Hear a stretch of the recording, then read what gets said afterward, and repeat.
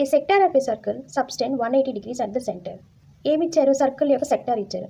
Suppose మనం circle తీసుకున్నప్పుడు this is the centre, this is our sector. If the radius of the circle is 7 centimeters. So అంటే ఏమి ఇచ్చారు? Radius ఇచ్చారు which is 7 centimeters. What is the perimeter of the sector? So ఈ sector యొక్క perimeter find out చేయాలి. So సపరేట్గా మనం ఇక్కడ డ్రా చేస్తున్నాం. This is our sector.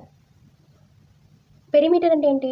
Some of the all sides తీసుకోవాలి, అంటే ఆల్ సైడ్స్ని మనం యాడ్ చేయాలి. సో ఈ side is nothing but radius, అదెంత 7 centimeters, అండ్ ఈ side also radius. So this is also 7 centimeters, and ఈ సైడ్ ఏమంటారంటే ఆర్క్ లెంత్ అంటారు. ఆర్క్ లెంత్ ఫైండ్ అవుట్ చేయాలంటే ఫార్ములా ఏంటి? θ divided by 360 times 2πr, and θ also ఇచ్చారు 180 degrees. So కాబట్టి ఆర్క్ లెంత్ని ఫైండ్ అవుట్ చేద్దాం.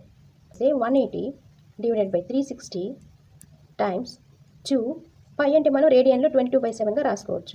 సో రేడియస్ వచ్చి 7, ఈ 7 gets cancel, and 2 times 180 sir 360, ఇక్కడ 180 ఇక్కడ 180 పోతే ఇంకా మనకి లెఫ్ట్ ఏం మిగిలింది? 22 మిగిలింది. ఈ ఆర్క్ లెంత్ 22.